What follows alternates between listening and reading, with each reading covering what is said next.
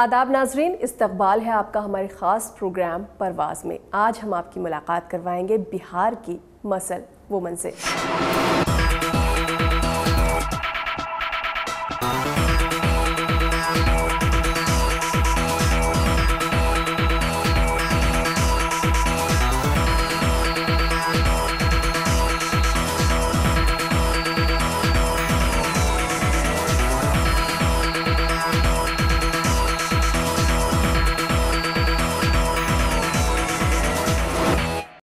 तो आइए मुलाकात करते हैं मधुप्रिया झा से। आपका वेलकम है हमारे शो में। मधुप्रिया, सबसे पहले मुझे ये बताइए कि आप जैसा जहाँ तक मुझे मालूम है आप बहुत ज़्यादा मोटी थी जी। तो ये मोटी लड़की से फिट लड़की कैसे बनी? मोटी लड़की से फिट लड़की बनने का सफ़र बहुत आसान तो नहीं था। 3 साल की जर्नी है मेरी ये, जिसमें मैंने अपना वज़न कम किया है। मैं 85 केजी के आसपास हुआ करती थी जी। जब मुझे फोर्स किया गया कि आपको जिम जाना पड़ेगा। मेरी बहन ने मुझे स्पेशली जिम ले जा कर के मेंबरशिप दिलवा दी, क्योंकि उसके हिसाब से मैं बहुत मोटी हो रही थी और मुझे हेल्थ इश्यूज़ होने लगे थे। मैं पैंट करने लगी थी सीढ़ियाँ लेते हुए। पहला गोल सिर्फ वज़न कम करने का था। आपने जैसे मेरा इंट्रोडक्शन में मुझे मसल वुमन बोला, ये कहीं थॉट प्रोसेस में भी नहीं था कि मुझे कुछ ऐसा सा करना है। मैं गई थी जिम ये सोच करके कि जल्द से जल्द जिम से बाहर निकलना है। मैं बिल्कुल नहीं करना चाहती थी ये सब कुछ। अच्छा। देन धीरे धीरे आदत बनती गई और वेट लॉस की जर्नी के साथ साथ मसल गेन की जर्नी शुरू हो गई। बेसिकली आपका वज़न बहुत ज़्यादा था और उस वज़न को कम करने के लिए आप जिम की तरफ आई। मैं उसके लिए भी नहीं आई थी, मुझे फोर्स किया गया था। जी। जहाँ तक हमें मालूम है आप बिहार से हैं, तो आपका बचपन, आपकी पढ़ाई सब वहीं से हुआ? हाँ जी, मैं बिहार से हूँ और मेरी पढ़ाई 12वीं तक पटना में हुई थी। 10th तक मैंने DAV से किया था और 11th-12th मेरा केंद्रीय विद्यालय से हुआ था। पोस्ट दैट मैं कलकत्ता चली गई थी अपनी पढ़ाई के लिए। मैं NIFT से मैंने लेदर डिज़ाइन कर रखा है। I am designer by profession. लेकिन बचपन में ऐसा कभी आपने सोचा नहीं होगा कि मैं एक बॉडी बिल्डर बनूंगी और साथ के साथ आप फैशन डिज़ाइनर भी हैं? लड़कियां ये कर सकती हैं, ये तो दिमाग में ही नहीं था। मतलब मसल का मतलब होता था सलमान खान। फैशन डिज़ाइनर बनने का शौक़ हाँ हमेशा से था, तो इसलिए वो क्लैरिटी थी कि मुझे बड़े होकर के डिज़ाइनर बनना है। फिर फैशन डिज़ाइनिंग की जी, और उसके बाद आप दिल्ली आ गई। मैं एक्सपोर्ट हाउस और बाइंग एजेंसीज़ के साथ काम कर रही थी। बट देन जब आप export house, buying agency, industry के साथ काम कर रहे होते हो तो 2 चीज़ें होती है। पहला तो आपका खुद का डिज़ाइनर बनने लगता है, क्योंकि आपको ब्रांड के हिसाब से काम करना पड़ता है। और दूसरा, समय ख़राब हो जाता है। आप सुबह 9 बजे पहुंचते हो, लौटने का कोई टाइम नहीं होता ऑफिस से। इस हैबिट ने मुझे गंदा खाना खाना सिखा दिया। अच्छा। क्योंकि घर पर होती ही नहीं थी कि खाना बन सके, तो बाहर का खाना खाना शुरू कर दिया। मोटापा वहाँ से शुरू हुआ मेरी ज़िंदगी में। बट देन मुझे ऐसा लगा कि मैं कमा तो बहुत अच्छा रही थी, पर मेरी लाइफस्टाइल ख़त्म होती जा रही थी। तो मैंने डिज़ाइनर होते हुए अपना डिज़ाइन एजुकेशन फील्ड चुना और फ़िलहाल मैं कॉलेज में पढ़ाती हूँ to students. So the designer inside me is still alive, क्योंकि बच्चों के साथ आप हर रोज़ कुछ नया कर रहे होते हैं। आपको परेशान करता था बढ़ता हुआ वज़न? बिल्कुल नहीं, बिल्कुल नहीं। देखिए, बचपन में तो जब मैं टीनेजर थी तब जब वज़न बढ़ता था और कोई चिढ़ाता था तब थोड़ा बहुत लगता था। बट देन तब कभी इतना वज़न नहीं बढ़ा था कि मुझे ऐसा लगे कि बहुत ज़्यादा मोटी हो गई हूँ।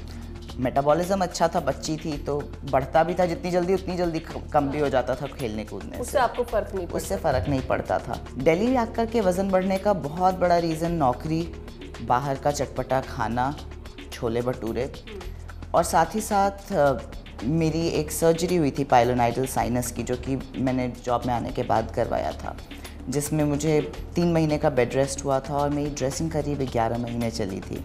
अच्छा। वो एक बहुत बड़ा रीज़न था उस समय, जिसने मुझे वेट गेन की तरफ पुश कर दिया। और फिर वहाँ से तो कभी मैं पीछे पलट कर देख ही नहीं रही थी, बस बढ़ती जा रही थी, बढ़ती जा रही थी। जब आपके सिस्टर ने और ब्रदर ने आपको पुश किया कि जिमिंग करो, अपना वज़न कम करो, उसके बाद आपने जिम ज्वाइन किया, एक उनके कहने पे, आपका दिल नहीं था? बिल्कुल नहीं। तो आपको उस टाइम लग रहा था कि मैं तो ऐसे ही आई हूँ, कुछ टाइम अगर थोड़ा बहुत वज़न कम भी हो जाता तो ठीक है, मतलब टाइमली था? हाँ बिल्कुल। जब मैंने ज्वाइन किया था तो पूरे साल की मेंबरशिप मेरी बहन ने दिलवा दी थी। तो सिंस पूरे साल की मेंबरशिप दिलवा दी थी, तो मैं वो वाला बच्चा बन गई थी जिसको कोर्स में एडमिशन माँ बाप ने दिलवा दिया है, करवा देते तो पास तो करना पड़ेगा, नहीं तो पिटाई पड़ेगी घर में। तो वैसा ही वाला थॉट प्रोसेस था कि अगर अब दे दिया है पैसे तो जाना पड़ेगा, इसलिए गई जिम। पहले दिन थोड़ी देर किया जिम और ऐसा लग रहा था जैसे पता नहीं क्या कर रही हूँ, इतनी मेहनत क्यों कर रही हूँ, क्योंकि आदत थी नहीं शरीर को काम करने की। तो थोड़ी देर में सांस फूलने लगी, बॉडी एक शुरू हो गया। करीब 15 से 20 मिनट मैंने पहले दिन वर्कआउट किया होगा। अच्छा। घर चली गई। मुझे ट्रेनर ने भी उस दिन नहीं ज़्यादा कुछ बोला, क्योंकि उसे ऐसा लगा कि ठीक है फर्स्ट डे है, धीरे धीरे टेम्पो बनेगा, वर्कआउट ना करवाऊं। दूसरे दिन से टेम्पो बनना शुरू होगा। पर दूसरे दिन मैं जिम के लिए निकली और मेरे दोस्तों का फ़ोन आया कि चलो पार्टी करते हैं। अच्छा। और मेरे लिए तो बूंद था, मैंने कहा कि जिम कौन जाता है, चलो पार्टी पे चले जाते हैं। So I went for parting. Third day जब मैं जिम गई तो मेरे कोच ने, उस समय जो मेरे कोच थे उत्तम यादव, उन्होंने मुझे बोला कि मैम आप मुझे अपनी लाइफ का 21 डेज़ दो, अगर आपको अपने में कोई पॉजिटिव चेंज नहीं दिखे तो आई प्रॉमिस कि आपके पूरे साल की मेंबरशिप वापस दिलवा देंगे। अच्छा। तो मैं तो खुश थी, मुझे पता था कुछ नहीं होने वाला मेरा। तो मुझे लगा पैसे वापस मिल जाएंगे, मेरा जिम से पीछा छूट जाएगा। But then since I had promised 21 days, तो वो 21 दिन मैं रेगुलर जा रही थी। वो 21 दिन मुझे जाना था और उस 21 दिन ने मेरी ज़िंदगी बदल दी। अब आप जानी जाती हैं बॉडी बिल्डर के तौर पे जी। तो आप किस तरह से यहाँ तक पहुँची, इस सफ़र में आपको क्या क्या परेशानी आई, कितनी मुश्किलें आपके सामने आई, ये सब आपसे जानेंगे। फिलहाल वक्त हो गया है एक छोटे से ब्रेक का।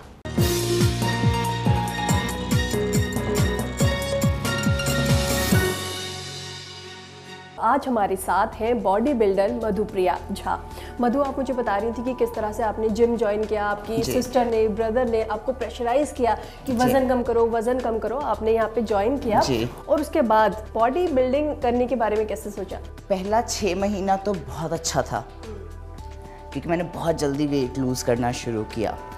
बट देन उस 6 महीने के बाद मैं एक प्लेटो पर पहुंच गई थी। अच्छा। जहाँ पर मैंने फिर फाइनली वेट ट्रेनिंग्स में सबसे ज़्यादा अपने आप को डाल दिया। जो आपका एम था, आप यहाँ आई थी वज़न कम करने के लिए। जी। जब आपका वज़न कम हो गया तो आपने ये नहीं सोचा चलो अब ठीक है मेरा जो काम था वो तो हो गया पूरा, फिर ये बॉडी बिल्डिंग बीच में कहाँ से आ गई? देखिए, ये तो वो वाली बात होती है कि इंसान की भूख कभी नहीं मरती। हाँ। एक गोल ख़त्म होता है, एक नया गोल आ जाता है। तो वज़न कम करते करते मसल डेवलप होने लगे थे। अच्छा। लोगों ने अप्रिशिएट करना शुरू कर दिया था, मेरे कोच वगैरह मुझे बोलने लगे थे कि एक बार तो स्टेज पे जाना चाहिए आपको। तो कॉन्फिडेंस तो आने लगा था अंदर से। ठीक है। तो इस कॉन्फिडेंस के साथ साथ जब मसल डेवलप होने लगा तो दूसरा गोल बन गया कि एक बार अपने आप को स्टेज गिफ्ट करना चाहती हूँ। इन द मीनवाइल मैं अपने गुरु रजत गोयल जी से मिली। जब ये आई, इन्होंने अपने बारे में बताया सारा स्ट्रक्चर और किस तरीके का लाइफस्टाइल ये जीती हैं, हमें लगा कि नहीं, ये लड़की एक हमें डिफरेंट सेगमेंट जो कि हम बोलते हैं figure segment of the fitness, उसमें हमें ये लड़की बहुत अच्छा परफॉर्म करके दे सकती है। तो हमने उसी लेवल की तैयारी करते करते करते करते हमने उस चीज़ को आगे बढ़ाया। और हाँ, जैसे ही इन्होंने एक स्टेज के बाद दूसरा, दूसरे के बाद तीसरा स्टेज खेला, इनका कॉन्फिडेंस लेवल अप होता चला गया। जब उनसे मिली तो उसके बाद फिर रियलाइज़ किया कि सिर्फ वज़न कम करना या थोड़ा बहुत हल्का फुल्का मस्कुलर हो जाने से स्टेज पे आप नहीं पहुंच सकते। आपको अपनी ज़िंदगी बनानी पड़ती है। आप तो मसल्स बना रही थी बॉडी बिल्डिंग के लिए, लेकिन क्या ये जो आपकी मसल्स थी ये आपके फैमिली मेम्बर्स को भी अच्छी लग रही थी? शुरू में तो उन्हें ऐसा लगने लगा था कि मैं पागल हो गई हूँ। पहले उनका शौक था कि मैं जिम जाऊँ, बाद में उन्हें ऐसा लगने लगा कि ये ज़्यादा हो रहा है क्योंकि मैं पार्टीज़ में जाना बंद कर दिया मैंने। अच्छा। मैंने बाहर का खाना बंद कर दिया। हाँ। घर पर अगर कोई आता था तो मैं उसको बोलती थी थोड़ी देर इंतज़ार कर लो, मैं जिम से होकर आती हूँ। तो उन्हें ऐसा लगने लगा कि पैसे तो पागल हो गई है। फिर मेरी बहन ने मुझे कहना शुरू किया it's a zeal of new convert. मैंने कहा ठीक है, हो सकता है ख़त्म हो जाएगा कुछ दिन में अगर ऐसा होगा तो। बट देन उन्हें दिखने लगा कि मैं सिर्फ इसलिए नहीं करना चाहती कि आज शौक़ है, मैं इसलिए करना चाहती क्योंकि मुझे इसमें मैं अपने आप को पाती हूँ, मैंने खोजा अपने आप को इसमें, मैं खुश होती हूँ ये करके। तो मेरे घर वाले मेरे सपोर्ट में खड़े हो गए। सपोर्ट में थे, लेकिन फिर भी जैसे अभी भी हमारी सोसाइटी उतनी बदली नहीं है लड़कियों के लिए जी। तो कोई भी अगर मसल वुमेन है तो थोड़ा अजीब तो लगता ही है। कोई देखने वाला जो देखता है वो पलट के ज़रूर देखता है, तो घर वाले कहीं ना कहीं ये सोच रहे थे कि बेटी के मसल्स आ जाएंगे, थोड़ा मैनली लुक हो जाएगा, तो इस बात का कहीं ना कहीं कोई डर था? आपको एक बात बताऊँ तरन्नुम, क्या होता है, हमारी जो सोसाइटी है ना, उसे आदत है औरतों को पर्दा में रखने की। तो जब उसे ये लगने लगता है कि ओ माय गॉड ये लड़की स्ट्रांग हो रही है, ये अपनी रक्षा खुद कर सकती है, तो उसे एक अलग निगाहों से देखने लगते हैं, उसको नीचे करने की कोशिश करने लगते हैं। हमारी सोसाइटी का बस ये हाल है, क्योंकि हमारी सोसाइटी को आदत है देखने का कि लड़की कमज़ोर दिखती रहे, पर्दे में रहे। पर मसल का मतलब ज़रूरी तो नहीं है कि सिर्फ आदमियों के पास हो, औरतों के पास भी हो सकता है। तो अगर लोग कहते हैं कि मस्कुलर होने से लड़की आदमी बन गई, तो जो लड़कों के मसल्स डेवलप नहीं होते, क्या वो औरत हो जाते हैं? तो I believe being muscular makes you more of a wonder woman than being a man.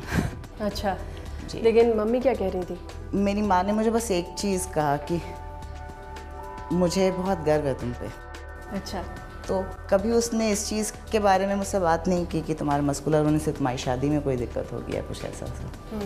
तो touchwood I belong to a family जिस फैमिली ने हमेशा सपोर्ट किया, कभी भी मुझे पीछे करने की कोशिश नहीं की, जबकि मैंने आज के भी डेट में लीग से हट कर के प्रोफेशन है और इस प्रोफेशन को चूज़ किया। रिलेटिव्स, हाँ, कई बार मेरे मम्मी पापा को सुनने को मिला कि बेटी बर्बाद हो गई है, कैसे कपड़ों में है। क्योंकि देखिए, हम जब स्टेज पे उतरते हैं साड़ी पहन करके तो अपने मसल्स दिखा नहीं सकते, वी वेयर बिकिनीज।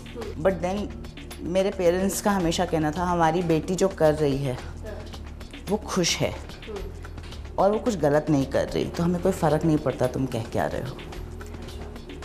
दोस्तों ने तो हमेशा सपोर्ट किया, उन्हें बस एक शिकायत रहती है कि अब मैं उनके साथ जा कर के पार्टीज नहीं करती हूँ।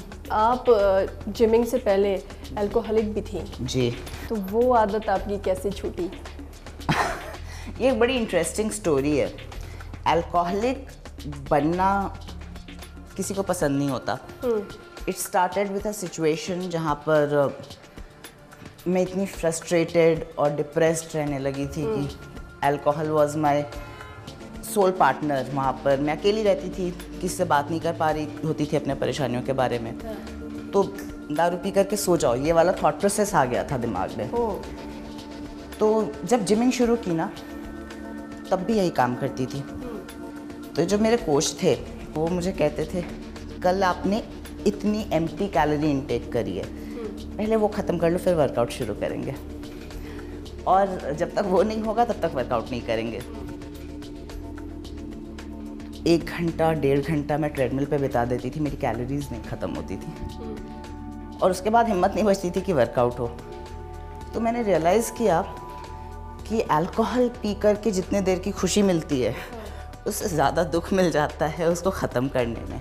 सो it's better to leave it. और एक टाइम था जब रोज़ अल्कोहल पीने वाली लड़की, और आज एक टाइम है आई नेवर ड्रिंक इट। अगर मैं पहले कंपटीशन का एक्सपीरियंस पूछूं, या आप वहाँ तक कैसे पहुँची और किसने आपको तैयार किया उस चीज़ के लिए?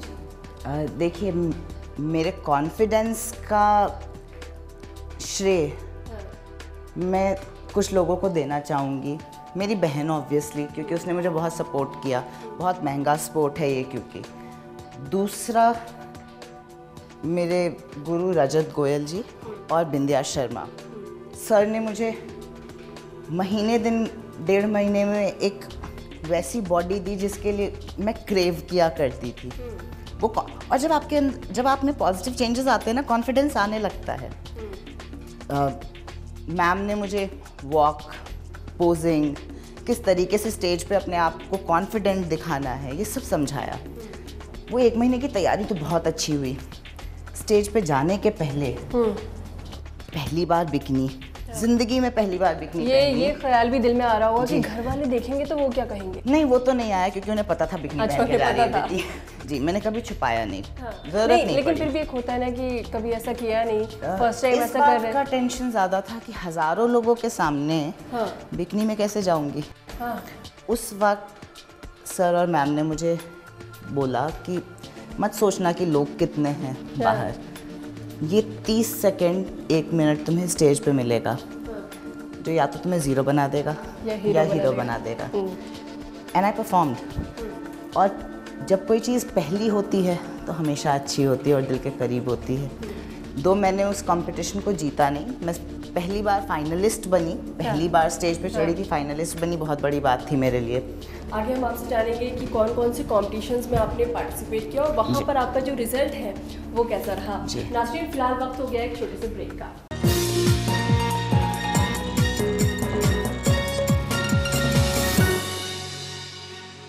ब्रेक के बाद एक बार फिर से आप सभी का इस्तकबाल है और हमारे साथ हैं Madhupriya Jha.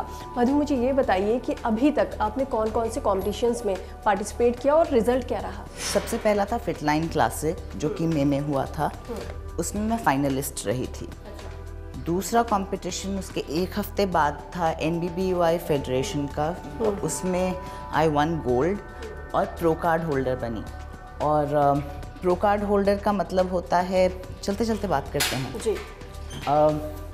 Pro card holder का मतलब होता है that you get a professional card और आप ये फेडरेशन जहाँ कहीं भी वर्ल्ड में अपना शो करेगा वहाँ पे आप इंडिया को रिप्रेजेंट कर सकते हैं। आपको मतलब इंडिया को रिप्रेजेंट करने का मौका भी मिला? जी, मैं इंडिया को रिप्रेजेंट कर सकती हूँ, मैं कहीं भी वर्ल्ड में उस फेडरेशन के लिए। तीसरा कंपटीशन मेरा IHFF pro Olympia Sheru classic था जो कि जुलाई में हुआ है। उसमें मैं 4th प्लेस पर रही, विमेंस फिगर मेरी कैटेगरी थी। और अभी फ़िलहाल मैंने मिस्टर बॉडी पावर दिल्ली में किया है, जिसमें मेरा सिल्वर रहा है, 2nd पोजीशन था। जिस तरह से एक सोच है लोगों की, लोग ये कहते हैं कि जो भी बॉडी बिल्डर होते हैं वो या तो पढ़े लिखे नहीं होते हैं या फिर जिनके पास कोई काम नहीं होता है वो इस प्रोफेशन में उतर जाते हैं। जी बिल्कुल, लोग तो कहते हैं ऐसा, लेकिन आपको मैं कुछ दिल्ली के एथलीट्स और अगर अपने बारे में और अपनी टीम के बारे में ही बताऊं, मैं डिज़ाइनर हूं और साथ ही साथ I am a design educator. मेरे coach Rajat Goyal ji, he himself is an engineer. और हमारी टीम में हम डॉक्टर्स, टीचर्स, इंजीनियर्स, डिज़ाइनर्स, हम सारे के सारे एक साथ हैं। तो जो लोगों की सोच, लोगों की सोच जो है वो गलत है। हम बॉडी बिल्डिंग में इसलिए नहीं आए क्योंकि हमारे पास कोई और काम नहीं था। हम सबके सब बॉडी बिल्डिंग में इसलिए आए क्योंकि हमारा पैशन हमें यहाँ पर लेकर के आता है। ईमानदारी से एक बात बताइएगा जी कि अभी आप अनमैरिड हैं जी, तो क्या आगे सोचा है कि शादी करेंगी तो किस तरह के इंसान से करेंगी? क्या वो भी आप ही के फील्ड से होना चाहिए? तरन्नुम, देखिए शादी की बात आती है जहाँ पर फ्यूचर किसी ने नहीं देखा है। मैं एक ऐसा इंसान ज़रूर चाहूँगी जो समझ सकता हो कि मैं अपना ये प्रोफेशन किसी के लिए नहीं छोड़ सकती। इनफैक्ट मैं अपना कोई प्रोफेशन किसी के लिए नहीं छोड़ सकती। It has made me an independent person. Plus साथ ही साथ वो इतना समझदार हो कि उसे पता हो कि उसकी बीवी अगर स्टेज पर जा रही है तो बिकनी में ही जाएगी। तो लोगों को इस थॉट प्रोसेस से बाहर आना पड़ेगा कि सिंस मेरी बीवी बन गई है तब ये नहीं करना चाहिए। So somebody who is understandable, open minded, educated, that is it. उससे ज़्यादा किसी को क्या चाहिए होता है। अभी आप जब बिहार वापस जाती हैं कभी भी अपनी फैमिली से मिलने के लिए, तो वहाँ के लोग आपको कैसे देखते हैं? मतलब किस तरह का रिएक्ट करते हैं? मुड़ मुड़ के देखते हैं, कुछ कहते हैं अरे देखो वो मसल वुमन जा रही है, इस तरह का कुछ कहते हैं? करके तो मैंने सुना नहीं कि लोग कैसी बातें करते हैं, लेकिन उनके लिए कुछ नया, कुछ अजीब तो है, तो पलट करके ज़रूर देखते हैं। एक बार तो पलट कर ज़रूर देखते हैं क्योंकि लोगों को आदत नहीं है एक लड़की को देखना, वो भी मसल्स के साथ। एग्जैक्टली। बट हाँ, कभी भी कुछ अलग सा, अजीब सा मुझे बिहार में भी फेस करने को नहीं मिला। हाँ, जो लोग मुझे जानते हैं दे हैव ऑलवेज अप्रिशिएटेड, खुश होते हैं जी कि लड़की जो है वो नाम कमा रही है। बिल्कुल। अब आगे की आपकी क्या प्लानिंग्स है? In this field there is no looking back for me. So खुद खेलना है, लोगों को एटलीस्ट फैट टू फिट का ट्रांसफॉर्मेशन करवाना है, लोगों को समझाना है कि कितना ज़रूरी है एक हेल्दी बॉडी में रहना, और साथ ही साथ इंडिया को रिप्रेजेंट करना चाहूँगी। बॉडी बिल्डिंग के अलावा भी क्या और कैटेगरीज होती हैं इसमें? जी बिल्कुल, मैं बॉडी बिल्डर नहीं हूँ। हाँ। मैं फिगर एथलीट हूँ। बॉडी बिल्डिंग एक प्रोसेस है जो कि अगर आप बिकिनी फिटनेस खेल रहे हो, फिगर खेल रहे हो, तो आप अपनी बॉडी को बिल्ड कर रहे हो। तो obviously body building is the process, लेकिन there are different categories in it, like bikini fitness, figure and physique and then body building. अभी आपको क्या लगता है, जब आप शुरू में दिल्ली आई थी तब आपने जिमिंग नहीं कर रही थी या आपने मसल्स नहीं बनाए थे जी, अब जब इतने साल बाद आप मसल्स बना चुकी हैं, एक कॉन्फिडेंस की बात जी बिल्कुल, मैं वही कह रही वो हूँ। ज़रूर डेवलप हुआ होगा कि अब मैं आधी रात को कहीं भी जा सकती हूँ और किसी से भी भिड़ सकती हूँ। तरन्नुम, देखिए ये कॉन्फिडेंस मुझ में पहले भी था। ये बात अलग थी, पहले इतनी स्ट्रेंथ नहीं थी, शायद हार के चली आती। अब इतनी स्ट्रेंथ है कि मार के चली आऊँगी। कॉन्फिडेंस हमेशा से था, क्योंकि कॉन्फिडेंस आपकी बॉडी से नहीं, आपके दिमाग से आता है। जब कोई कंपटीशन आ रहा होता है तो उसके लिए आप कितनी तैयारी करती हैं, कैसे, कितने घंटे जिम में वर्कआउट करती हैं, घर में कैसे वर्कआउट करती हैं, जो आपका खाना पीना है, लाइफस्टाइल है, वो सब कैसा होता है? कंपटीशन जब नियर बाय होता है तो हाँ, हमारा कितना न्यूट्रिएंट अंदर जाएगा वो सब कुछ कैलकुलेटेड हो जाता है। सो कैलकुलेटेड खाना खाना पड़ता है। और वर्कआउट में कोई ख़ास डिफरेंस नहीं आता, बस ये होता है कि कार्डियो ऐड हो जाता है। अच्छा। जब आप, जो आपको बिल्कुल पसंद नहीं है? जो मुझे बिल्कुल पसंद नहीं, लेकिन मुझे स्टेज पसंद है, तो स्टेज के लिए तो सब कुछ करूँगी। It completely depends on body to body and competition to competition. आपकी बॉडी कैसा लुक दे रही है, उसके अकॉर्डिंग खाने को ऊपर नीचे किया जाता है। ज़िंदगी में और क्या क्या पसंद है जिमिंग के अलावा, मसल्स बनाने के अलावा? शौक़ है खाना बनाने का और खाना खाने का। मोटापे का एक रीज़न वो भी था, बनाती थी और खाती थी। अच्छा। खिलाती थी लोगों को, बुलाती थी स्पेशली फ्रेंड्स को कि घर आ जाओ, आज ये बना रही हूँ, आज वो बना रही हूँ। तो खाना बनाना बहुत पसंद है, बहुत ज़्यादा। खाना जितना पसंद है उससे ज़्यादा कहीं बनाना पसंद है। जो व्यूअर्स हमारे आपको देख रहे हैं तो वो आपके मसल्स ज़रूर देखना चाहेंगे, और आप साथ साथ उन्हें कुछ फिटनेस टिप्स भी दे सकते हैं। मसल्स तो मैं बिल्कुल दिखाऊंगी। पहले मैं छू के देख सकती हूँ मसल आपकी? बिल्कुल श्योर, असली हैं। असली है और काफ़ी टाइट है। Thank you. देखिए, फिटनेस टिप तो सबसे पहला यही देना चाहूँगी कि आजकल के बच्चे ये समझते हैं कि हम एक दिन में बॉडी बना लेंगे, एक दिन में हम वेट ट्रेनिंग कर लेंगे, पर ऐसा होता नहीं है। Consistency is the key. रोज़ थोड़ा थोड़ा करिए और थोड़ा थोड़ा करते करते रिज़ल्ट अपने आप मिलने लगेगा। बुरी आदतें जैसे अल्कोहल, ये छोड़ देनी चाहिए। जंक फूड, पैकेज्ड फूड छोड़ देना चाहिए। और सिर्फ एक टिप जो मैं हर किसी को देती हूँ, जो शायद मेरे लिए वर्क किया, मैंने दूसरों के ऊपर भी वर्क करता हुआ देखा है, चीनी छोड़ दीजिए। थोड़ा सा अपने बॉडी को चलाइए। अगर आप जिम नहीं जा सकते हैं तो एटलीस्ट वॉक करना शुरू करिए। अगर वॉक शुरू कर दें और चीनी छोड़ दें तो फिट हो जाएंगे? शुरुआत तो हो जाएगी, और एक बार जब शुरुआत हो जाती है और आपको अपने आप में फ़र्क दिखने लगता है तो आप उस शुरुआत को आगे ज़रूर बढ़ाते हैं। आपका बहुत बहुत thank you so much Tarannum. Thank you so much कि आप मुझे ढूंढ करके आपने मुझे अपने शो पे लाना ज़रूरी समझा। Thank you so much. तो नाजरीन, ये थी मधु झा। हम आपसे फिर मुलाकात करेंगे अगले हफ्ते किसी ऐसी ही शानदार और जानदार हस्ती के साथ। फिलहाल हमें दीजिए इजाज़त। आदाब।